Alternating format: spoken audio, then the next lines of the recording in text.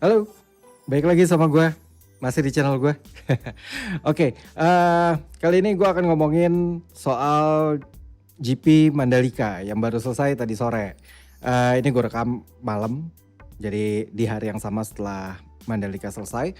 Nah, langsung aja kita mulai dari Moto3 lah ya. First thing first, yang pertama kita omongin pasti soal Super Mario, Mario Aji. Nah, gimana soal Mario Aji? Menurut kalian gimana?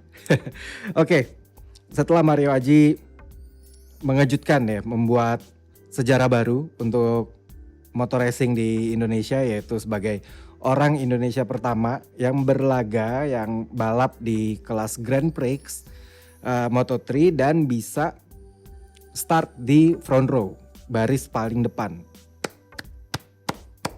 Gokil.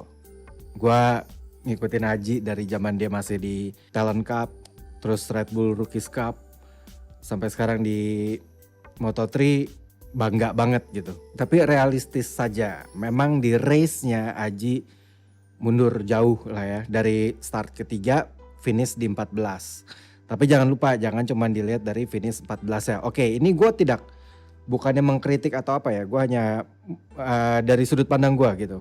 Dari sudut pandang gue, opini gue dan faktanya gitu. Kalau di kualifikasi, gue baca di Instagram tuh banyak orang komen, wah ini bisa nih podium, wah juara 1 nih, podium nih, 10 besar nih gitu. Tapi kalau gue pribadi, gue bangga Aji bisa start di posisi 3 gitu ya. Tapi ya gue realistis, karena perlu diingat waktu kualifikasi itu adalah mixed condition ya, tracknya. Jadi antara basah dan kering gitu.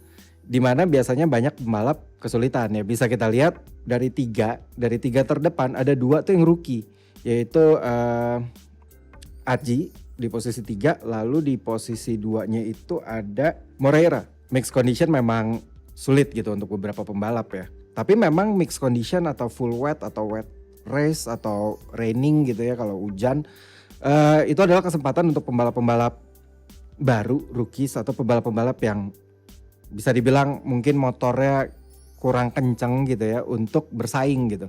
Dan Aji bisa memanfaatkan kesempatan itu gitu. Di saat mixed condition dia bisa nyodok ke posisi 3 untuk di kualifikasi. Tapi jujur aja pas race, pas di hari ini nih, tadi pagi gue bangun, gue langsung hal pertama yang gue lihat adalah gue ngeliat keluar jendela. Jujur aja gue berharap hujan. Atau ya gerimis-gerimis basah lah gitu kan. Tapi ternyata kering dan panas waktu pagi tuh di Bali ya gitu. Ya Bali sama Lombok kan deket nih gitu. Dan gue langsung kayak damn, ini kayaknya kurang bagus buat Aji. Karena begitu dry race, begitu kering, gue yakin banget pembalap-pembalap yang lebih senior gitu ya, dengan motor-motor yang lebih kenceng gitu, ini pasti gila-gilaan gitu. Dimana Aji kan memang motornya kurang bersaing ya, apalagi badannya Aji kan gede gitu. Aji tuh buat gue ya, Aji tuh lebih cocok di Moto2 harusnya. Kita bisa lihat pas race, pas startnya Aji kelihatan banget kalah gitu. Kayak motornya nggak narik men gitu. Begitu lampu hijau, startnya Aji tuh buat gue nggak jelek gitu. Cuman ya emang nggak ada tarikannya aja. Bisa jadi mungkin karena bebannya terlalu berat gitu ya. Jadi motornya kecil, sedangkan ridernya gede gitu. Yang lain ngacir, dia kayak ketahan gitu. Sekarang kita ke race secara keseluruhan ya. Jujur aja Moto3, Moto2, MotoGP buat gua bahasanya apa ya? Dominasi atau ngacir sendiri gitu. Karena dari Moto3 kita bisa lihat nih, gua sambil lihat data ya. Moto3 Denis Foggia di urutan depan, padahal startnya Denis Foggia itu cuma di posisi 6. Lalu dia nyodok ke depan dan setelah itu bisa dibilang ngacir sendiri ya. Yang seru malah posisi 2-nya ya, ini gas-gas gengs. Itu ada Izan Guevara sama Sergio Garcia, walaupun akhirnya terakhir kesodok sama Tatai. Tatai yang tadi pole position akhirnya mundur, finishnya ketiga. Tapi itu juga udah oke banget gitu. Kalau Denis Foggia gue gak perlu ngomong banyak lah. Dia dari Qatar aja udah gila-gilaan. Start dari belakang, long lap penalti 2 kali, tapi bisa finish ke-7. Ini hampir-hampir mirip sama race Lusail kemarin di Qatar, dimana yang mimpin kabur jauh gitu. Tapi gue bilang ya posisi 2 ini terlalu sibuk salip-salipan sampai akhirnya Foggia bisa kabur sendiri. Malah ribut sendiri ya si Guevara dan Sergio Garcia, akhirnya salip-salipan sendiri, ngabisin banyak waktu di situ sampai akhirnya Tatai masuk ikutan gabung juga. KTM juga seru sendiri, ada Holgado, ada Oncu, ada Jaume Masia. Mereka sempat kayak berentet tuh, baris tuh KTM semua. Sampai komentatornya bingung karena motornya mirip semua kan. Aji juga mundur jauh banget. Ingat Aji dapat poin 2. Alhamdulillah bagus banget. Tapi ya kita mesti lihat juga Aji dapat 2 poin itu sebenarnya hadiah di lap terakhir. Kalau nggak ada 4 orang yang jatuh itu, Aji itu tadinya ada di posisi 18. Lalu ada 4 di last lap, seingat gue pembalap di depannya itu jatuh, yaitu Sasaki sama Minyo yang tubrukan di belakang tuh. Itu menurut gue ya Sasaki terlalu hot, akhirnya nggak sempat braking, nggak sempat dia mungkin late braking gitu maksudnya ya, tapi di depannya Minyo udah ngerem duluan, akhirnya kehajar di belakang.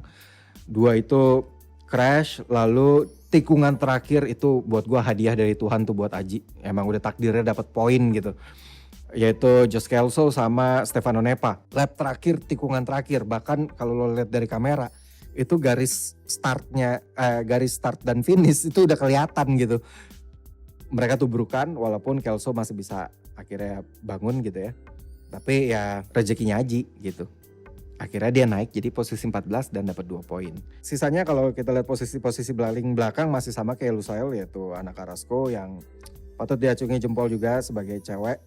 Tapi bisa ikut balap di Moto3 dan bisa nggak jauh-jauh banget lah waktunya gitu. Bahkan nggak yang paling belakang gitu. Lalu ada Whitley, ada Riumel, ini satu tim kayaknya sama Carrasco ya di paling belakang. Kita lanjut ke Moto2. Moto2 gue ngomongin dari siapa dulu ya? Pertamina Mandalika dulu deh, yang paling malas gue omongin sebenarnya gitu kan. Ya mungkin kalian nggak setuju atau gimana, tapi menurut gue ini tim yang sangat biasa aja gitu. Boben Snyder, pembalap yang di minggu lalu gue udah bilang gue nggak gitu suka nontonin Boben. Bukannya gue benci orangnya gitu, enggak. Cuman penampilan dia pas race gitu, kurang greget gitu. Boben tuh harus lebih gitu.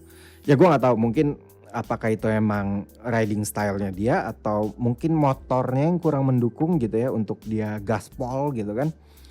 Gabriel Rodrigo gue nggak bisa ngomong banyak karena gue banyak memaklumi kalau Rodrigo, karena pertama masih muda banget, yang kedua rookie man, jadi ya udahlah gitu. Boben kualifikasi sempat mengejutkan. Kenapa gue bilang mengejutkan? Dia ada di posisi 5 startnya. Dan itu cukup mengejutkan buat gue karena gue gak menyangka dia bisa posisi 5. Tapi lagi-lagi ini penyakit lagi nih. Begitu race hilang aja udah gitu, gak kelihatan, gak tahu kemana gitu kan.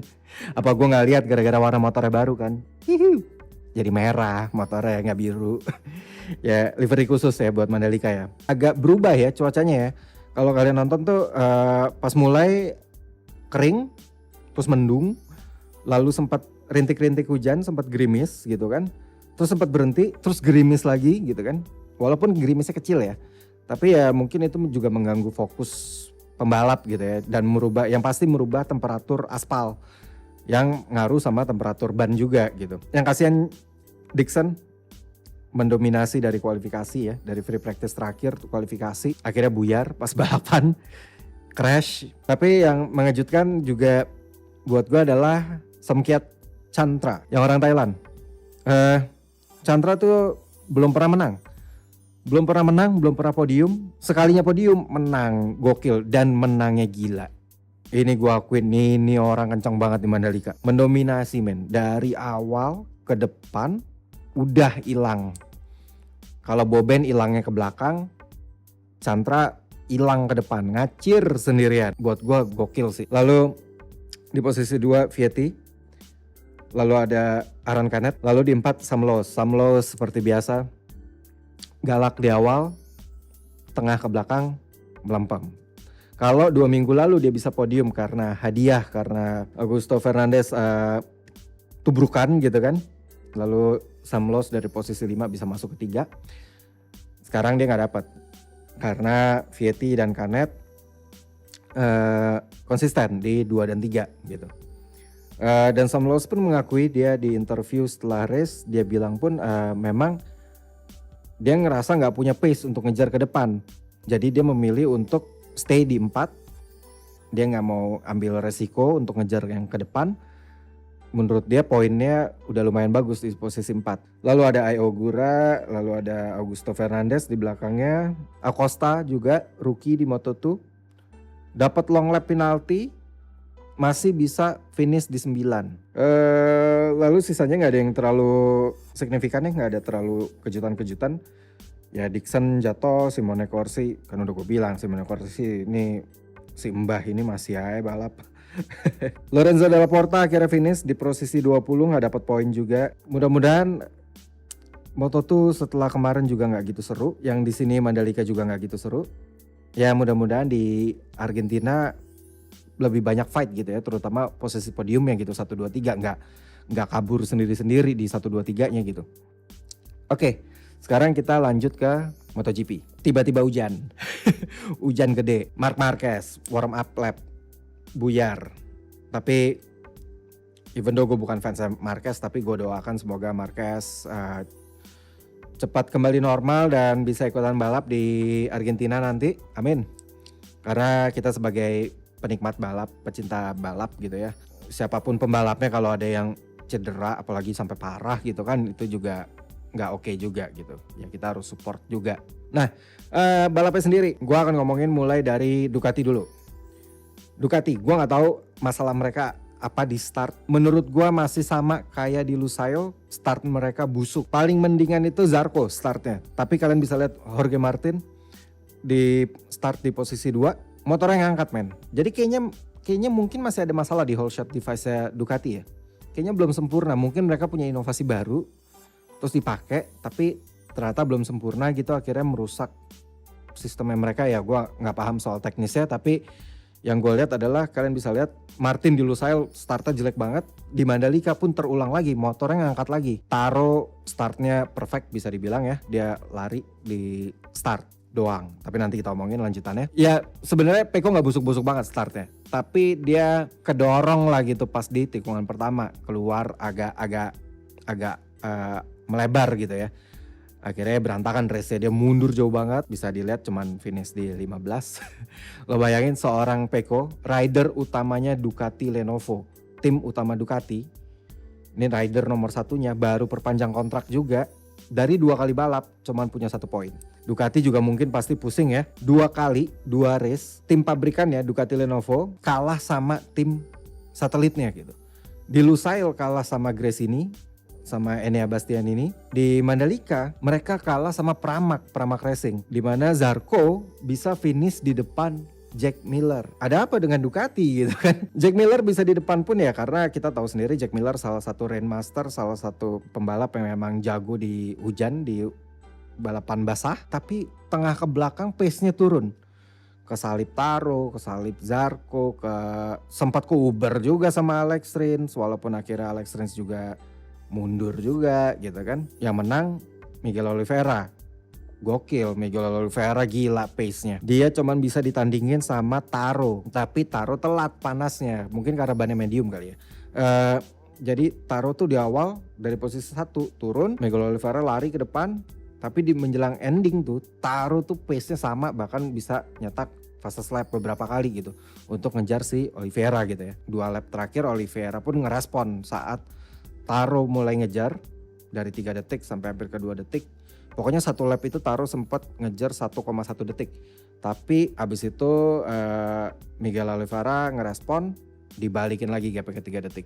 Jadi menurut gua Miguel Oliveira mendominasi di Mandalika di balapan hujan. Ya balik lagi ke Ducati ya, buat gua Ducati masih trennya masih buruk gitu. Walaupun mereka bisa podium tapi trennya masih buruk. Lalu tim lainnya Enea, sorry itu saya walaupun bisa nyuri poin di posisi 11 kalau nggak salah. Fabio ya udahlah, Fabio Di Gianantonio itu rookie yang kita nggak bisa harap banyak. Lalu ada Luca Marini di posisi 14, lalu ada Marco Bezzecchi posisi 20. Ya sama-sama nggak ada istimewanya juga 2 orang itu. Karena dua-duanya rookie, timnya pun tim baru, jadi ya udah. Oke, yang mengejutkan apa buat gue? Yang mengejutkan adalah Taro yang ngikutin MotoGP dari tahun-tahun belakangan ini gitu ya. pasti tahu kelemahan terbesar seorang Fabio Quartararo adalah wet race atau mixed condition gitu ya. Mixed condition atau full wet. Tapi di race ini buat gue mengejutkan karena tadinya dia di posisi 1 lalu dia mundur posisi 2, 3, 4, 5. Gue pikir dia masih kayak Taro yang dulu gitu yang gak bisa di balapan basah gitu. Tiba-tiba anjir kesurupan. Jadi buat gue mengejutkan Taro dan ya gokil, bagus gitu. Berkembang gitu. Kalau dulu dia lemah banget di lintasan basah, sekarang dia bisa fight untuk menang di lintasan basah. Lalu duo Suzuki, Rins dan Mir. Rins sempat fight ke depan tapi buat gue Suzuki masih mediocre. Oke motornya gitu ya, tapi belum motor pemenang nih gitu. Masih motor yang belum ke arah 321 gitu posisinya. Paham kan, lebih kenceng bisa fight tapi belum bisa masuk untuk menang gitu. Kalah sama KTM. KTM udah podium 2 kali, menang sekali di 2 balapan paling awal. Tapi KTM sendiri gue rada bingung nih KTM. Tim satelitnya busuk banget karena ya dua-duanya rookie. Gue gak bisa ngomong banyak. Remy Gardner dan Raul Fernandez yang sempat digadang-gadang bakal bagus tapi ternyata biasa banget gitu kan di MotoGP. Ya mereka butuh waktu lah untuk penyesuaian gitu. Tim pabrikannya yang lucu nih, KTM Factory-nya nih ya, Miguel Oliveira dan Brad Binder. Ini kebalikannya dari Lusail kemarin gitu. Di Lusail kemarin Brad Binder yang podium, Miguel Oliveira di belakang. Di Mandalika kebalikannya, Miguel Oliveira mendominasi habis-habisan di depan, Brad Binder ya di belakang. Malah sibuk fight di belakang sama adiknya sendiri, Darren Binder, yang juga memberikan kejutan di Mandalika ini menurut gue. Sebagai pembalap rookie, jujur aja Darren Binder itu banyak yang meragukan gitu ya kalau dia bisa sukses karena dia dari Moto3 langsung ke MotoGP. Banyak orang lebih megang Remy Gardner atau Raul Fernandez atau Marco Bezzecchi, tapi di Mandalika dia proving di antara semua rookie dia yang fight. Darren Binder gila-gilaan sempat fight sama kakaknya sendiri sama Brad walaupun akhirnya kalah. Honda yang kesulitan di Mandalika. Honda sempat bagus banget di Lusail tapi bisa dibilang hancur lebur juga nih di Mandalika. Bahkan menurut gue lebih hancur lebur daripada Ducati. Honda, pembalap terbaik Honda yang bisa finish adalah Pol Espargaro cuman di posisi 12. Bayangin men, itu tim utamanya Honda. Ya kita gak ngomongin Marquez karena Marquez gak ikutan. Lalu di belakangnya ada Alex Marquez di posisi 13. Lalu Takaaki Nakagami di posisi 19. Jauh banget di belakangnya. Bisa jadi mungkin pembalapnya nggak ada yang oke di lintasan basah atau memang settingan motornya tidak cocok di sirkuit Mandalika. Jadi kesimpulannya buat gue adalah kalau kita di MotoGP ini di balapan basah cukup seru ya. Walaupun Miguel Oliveira lari sendiri di depan tapi itu membuktikan Miguel Oliveira itu menguasai Mandalika dan menguasai balapan basah gitu. Lalu taruh kejutan. Ternyata Taro sudah berkembang lebih baik. Ducati menurut gua masih belum menemukan solusi yang tepat untuk motor mereka. Buat Honda hancur lebur di Mandalika. Lalu untuk Aprilia sangat biasa banget. Suzuki mereka harus kayak kurang dikit lagi nih motor atau enggak pembalap ya. Kurang dikit lagi nih, kurang nyetel dikit. Gua rasa mereka bisa fight di depan. KTM buat gua mix ya. Karena Miguel bagus banget tapi Brad Bindernya cuma bisa di tengah. Satelitnya busuk banget ya. Gua mungkin kurang fair kalau gue bilang busuk banget ya karena dua rider rookies jadi ya bisa dibilang ya udahlah belum saatnya buat mereka jadi mereka paling belakang karena literally paling belakang. Remy Gardner itu ada di posisi 21 men. Raul Fernandez lah ya lumayan lebih bagus di 17. Ya kurang lebih itu adalah opini gue mengenai balap di Mandalika yang kita sebagai orang Indonesia harus bangga dan gue pribadi sangat bangga ya. Semoga kalian juga gitu. Tapi good job buat semua panitia, marshal atau semua orang yang terlibat di Mandalika sana. Gue bangga banget sama kalian terbaik gitu. Termasuk pawang hujannya, Ibu Rara kalau nggak salah. Terbaik Bu, Ibu disorot kamera terus. Ibu nanti masuk dari MotoGP lah pokoknya, mantap. Prediksi gue gimana buat Argentina? Mudah-mudahan Aji bisa dapat poin lagi. Bisa masuk 15 besar aja. Kadang rapet banget gitu balapannya. Agak susah diprediksi. Tapi menurut gue mungkin masih gak jauh-jauh dari Denis Foggia ya. Untuk Moto2 prediksi gue berharap Somkiat Chantra lagi biar ada pembalap Asia yang bisa podium lagi gitu kan. Tapi mungkin Sam Lowe's mungkin masih akan ada di depan. Karena dia walaupun gak greget tapi Iya dia konsisten di depan. Lalu mungkin ada Aaron Canet lagi bagus tahun ini. Dia udah 2 kali podium. Gue rasa orangnya masih itu aja, tapi mungkin kalau Pedro Acosta nggak kena penalti lagi, gue rasa Pedro Acosta bisa nih fight agak di depan sekarang gitu ya. Untuk MotoGP, gue pribadi gue menunggu Pecco untuk bangkit, jadi memberikan persaingan yang lebih seru ya di depan. Jadi gue rasa di Argentina mungkin Taro, mungkin Pecco. Kalau Marquez nggak ada cedera yang berarti, gue rasa Marquez juga pasti akan fight. Jadi Argentina mungkin antara Marquez, Pecco, Taro.